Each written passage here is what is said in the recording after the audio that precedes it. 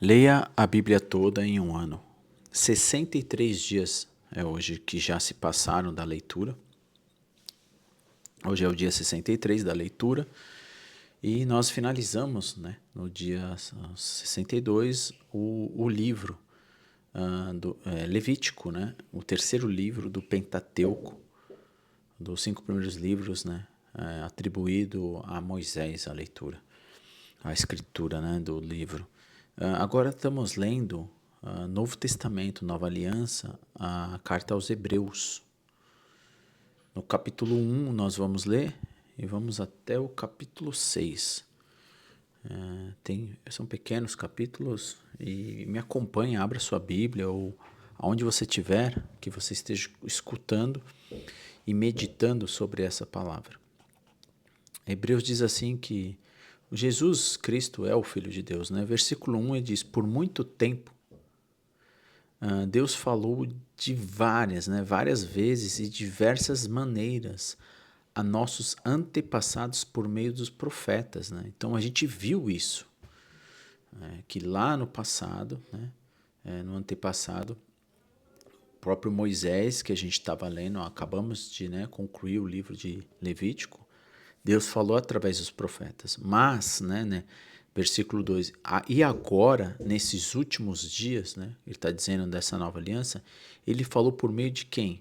Por meio do Filho, o qual designou como herdeiro de todas as coisas, por meio de quem criou o universo. A gente vai ver, espero no livro de João, que todas as coisas foram feitas por intermédio, de quem? De Cristo, do Filho. Todas as coisas foram feitas por Ele e para Ele, Então, a gente vê que Deus se revela em seu Filho. Versículo 3. O Filho irradia a glória de Deus. Expressa de forma exata quem Deus é. E com sua palavra poderosa sustenta todas as coisas.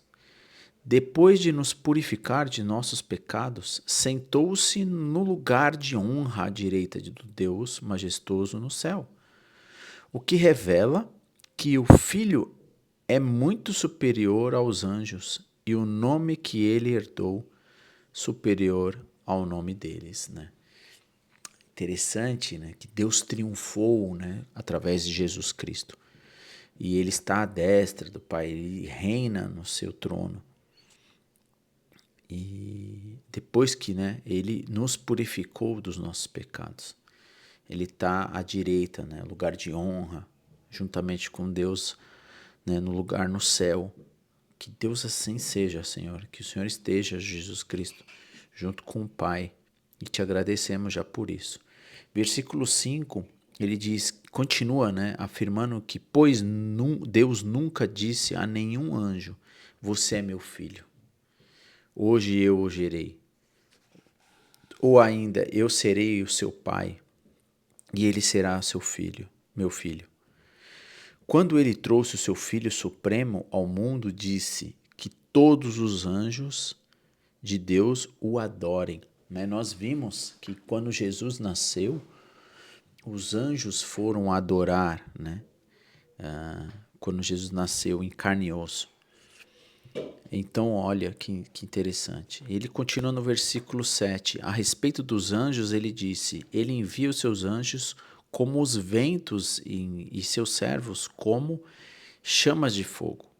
Mas ao filho ele diz, o teu trono, ó Deus, permanece para todo sempre. Tu governas, tu é o cetro de justiça. Amas a justiça e aldeias o mal. Por isso Deus, o teu Deus, te ungiu, derramou sobre ti óleo de alegria, mais que sobre qualquer outro.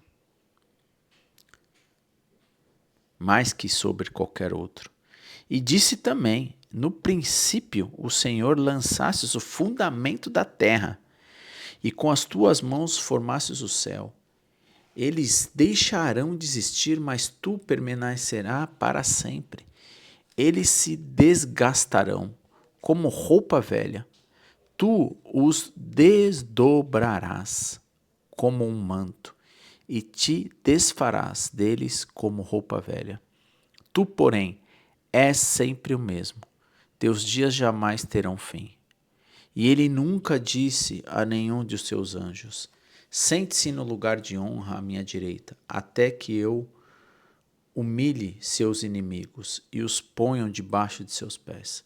Portanto, os anjos são apenas servos, espíritos enviados para cuidar daqueles que herdarão a salvação.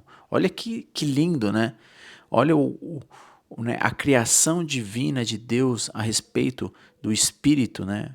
O Espírito mensageiro chama anjo, mas ele fala, portanto, o mensageiro, né, os anjos, são apenas servos espíritos enviados para cuidar de quem? Cuidar daqueles que vão herdar a salvação. Que espero que os anjos estejam, né, nos cuidando, conservando a sua igreja, né, essas pessoas que estão realmente predestinadas, né, um pré-destinamento, porque cabe a gente a salvação, né, que a gente vai herdar essa salvação. O capítulo 2 ele diz assim, portanto, precisamos prestar muita atenção às verdades que temos ouvido, para não nos desviarmos delas. Versículo 2, pois a mensagem que foi transmitida por meio de anjos permaneceu firme e toda transgressão e desobediência recebeu o castigo merecido.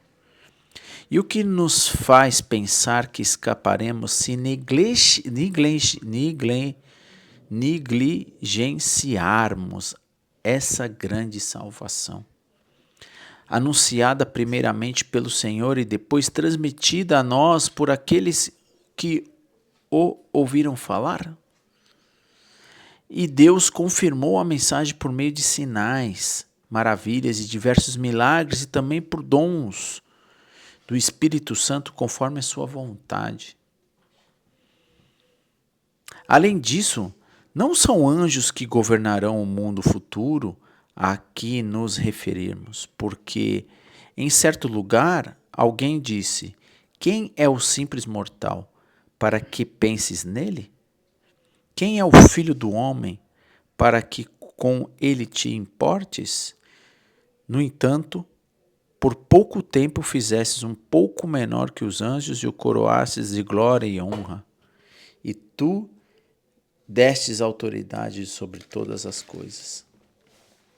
Quando ele se diz todas as coisas, significa que nada foi debaixo de fora. É verdade que ainda não vimos tudo ser submetido à sua autoridade. Contudo, vemos Jesus, que por pouco tempo foi feito um pouco menor que os anjos, e que por ter sofrido a morte agora está coroado na glória e honra. Sim, pela graça de Deus, Jesus experimentou a morte por todos. Uau! Jesus experimentou a morte por todos. Versículo 10, Deus, para quem por meio de quem todas as coisas foram criadas, escolheu levar muitos filhos à glória. E era apropriado que por meio do sofrimento de Jesus, ele o tornasse o líder perfeito para conduzi-los à salvação. Assim, tanto o que santifica como os que são santificados procede de um só. Por isso Jesus não se vergonha de chamá-los irmãos, quando diz, proclamei o teu nome a meus irmãos, no meio de teu povo, reunindo, te louvarei. E também afirmou, porei a minha confiança nele, isto é, eu e os filhos que Deus me deu. Que profundo. Continua no versículo 14. Visto, portanto, que os filhos são seres humanos feitos de carne e sangue, o filho também se tornou carne e sangue, pois somente assim ele poderia morrer. E somente ao morrer destruiria o diabo que tinha o poder da morte.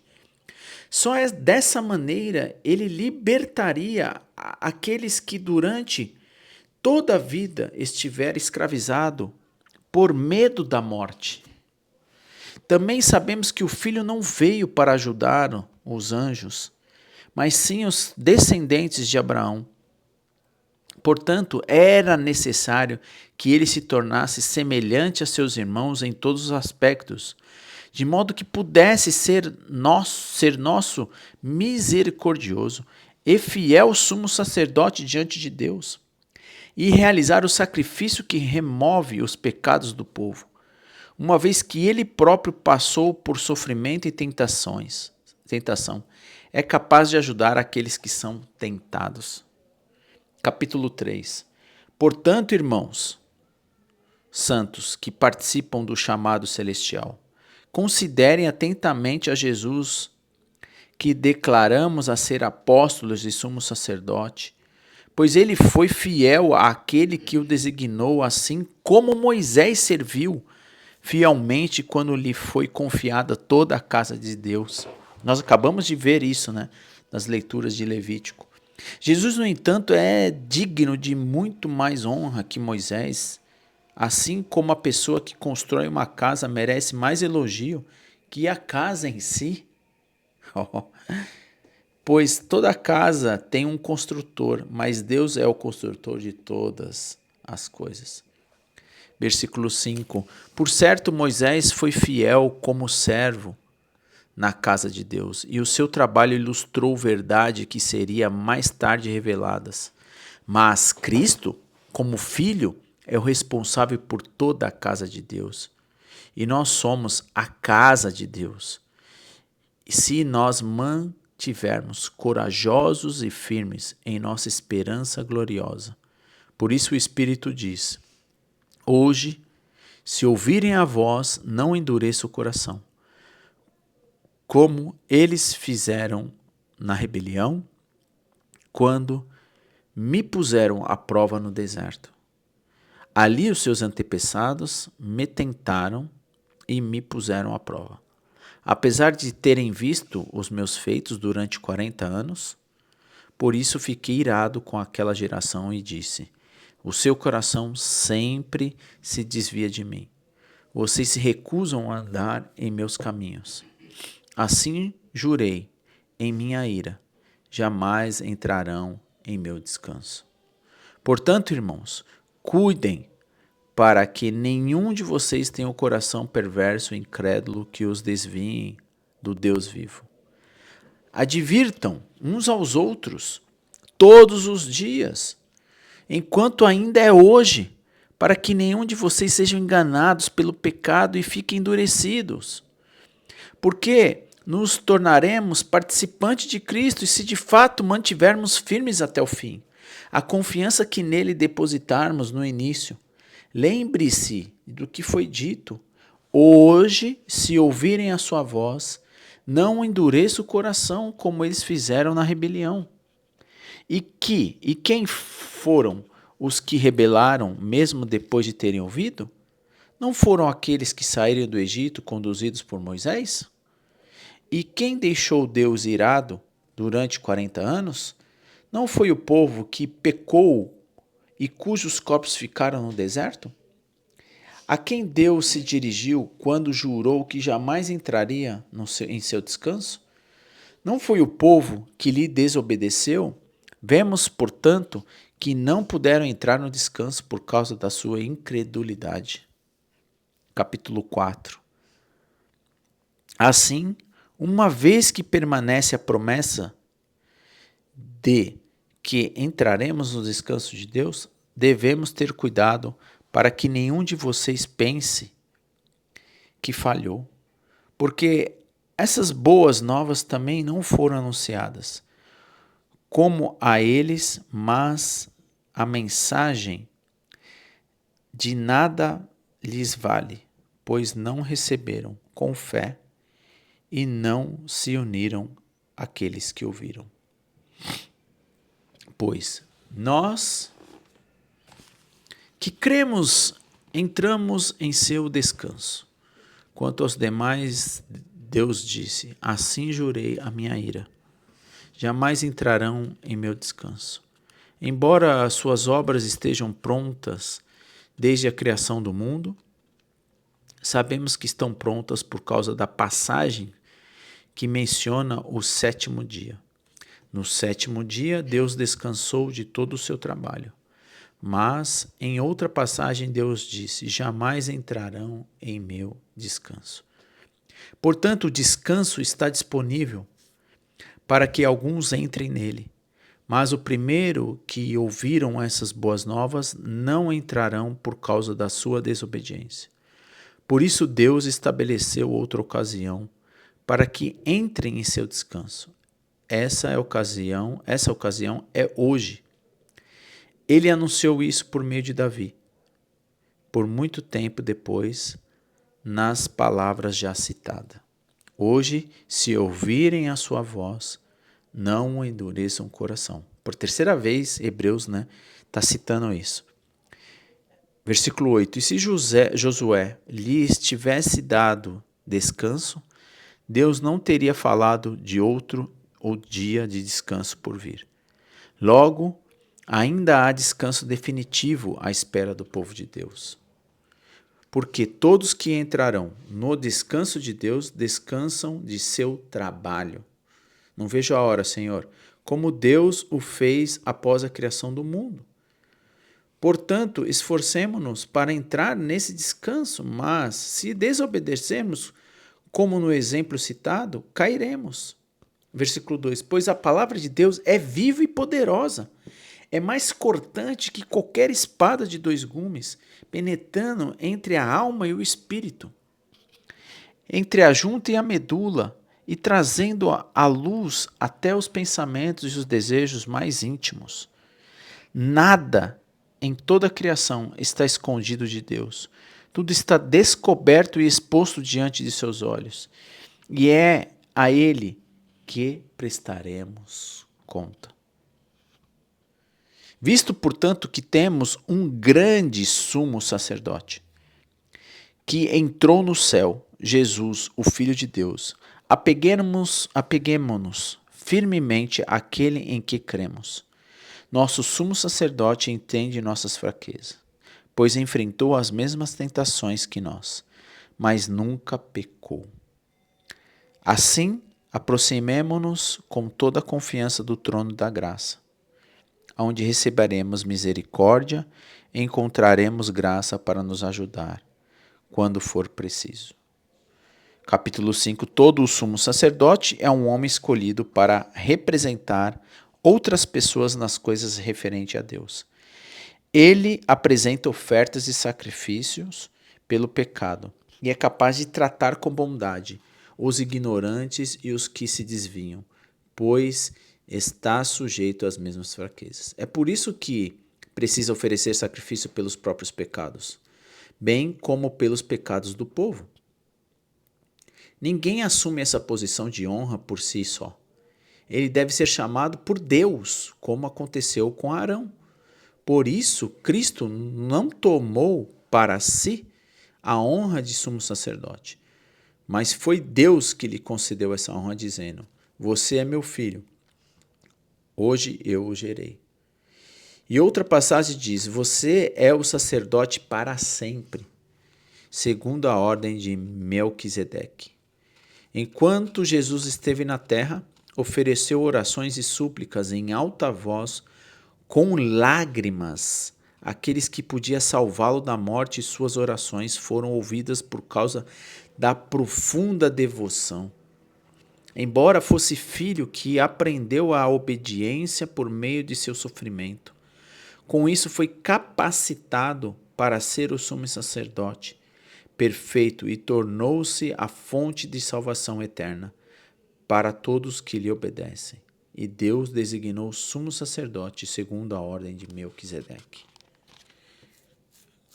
Versículo 11. Há muito mais que gostaríamos de dizer a esse respeito, mas são coisas difíceis de explicar.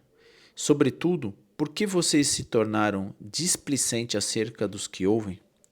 A esta altura já deveriam ensinar outras pessoas. No entanto, precisam que alguém lhes ensine novamente os conceitos mais básicos da palavra de Deus.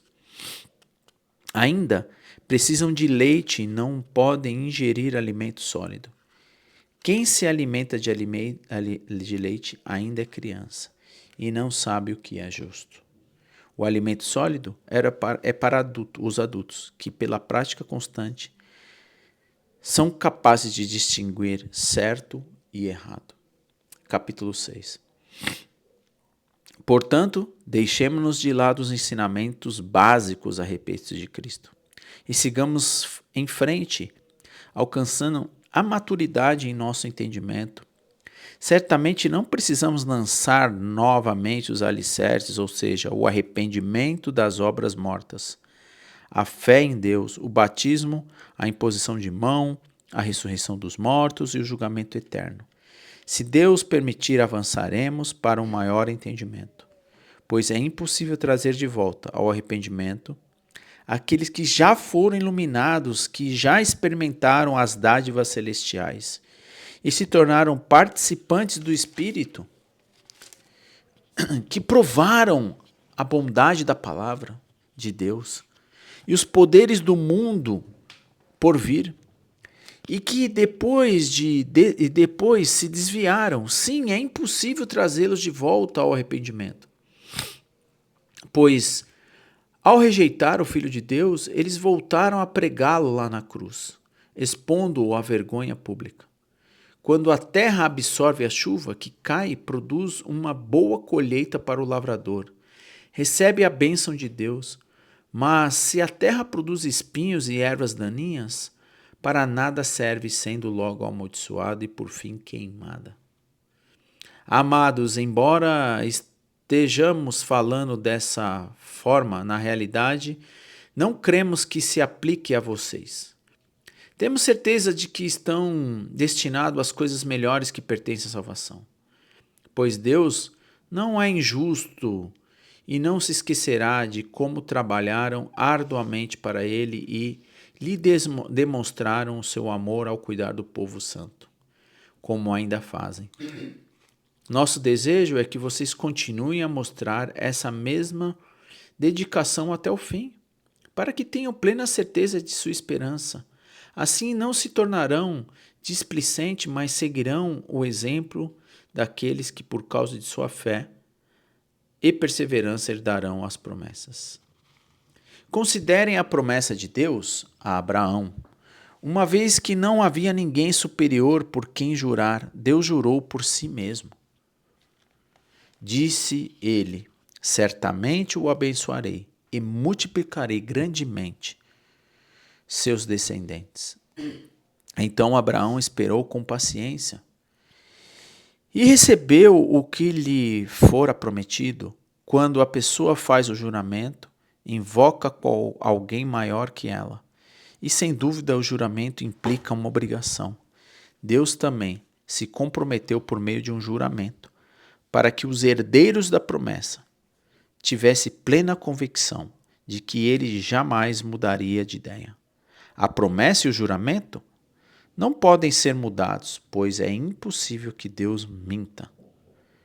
Portanto, nós que nele nos refugiamos, estamos firmemente seguros ao nos apegarmos à esperança posta diante de nós. Essa esperança é uma âncora firme e confiável para a nossa alma. Ela nos conduz até o outro lado da cortina, para o santuário interior. Jesus já entrou ali por nós. Ele se tornou o nosso eterno sumo sacerdote, segundo a ordem de Melquisedeque. Vamos orar.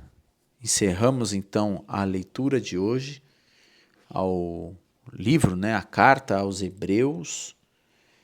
Lemos capítulo 1 até o capítulo 6, grandes, inúmeros ensinamentos, a importância de entender quem é Cristo Jesus, qual é a posição que ele é e alcançou, o propósito da qual ele se fez carne, morreu para vencer, triunfar a morte. Ele era o único capaz de fazer isso.